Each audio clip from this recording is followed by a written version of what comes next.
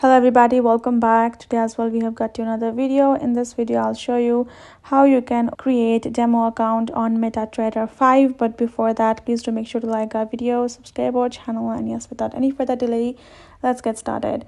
So for that, simply go ahead, first open up your MetaTrader 5 app and then tap on the settings option at the bottom right corner. Then from over here, tap on this option of new account option given on top. Then if you have existing accounts, it will show up like this. Otherwise, tap on this plus icon on top right corner to create a new one. Once you've tapped on the plus icon, this is how the interface is going to look like. Tap on this option of MetaQuotes LTD. Now from over here, tap on this option of demo account. And then you will have to fill in information. Go ahead, add in your first name, last name, your mobile number, your email right over there, and your information like your server, your account type, your leverage, how much you would like to add, your deposit.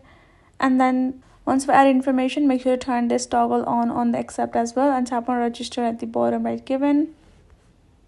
And there you go, your account has been created. Now you can tap on, you can see your information including your login and password as well. Tap on the star at the bottom and it shall be started using it.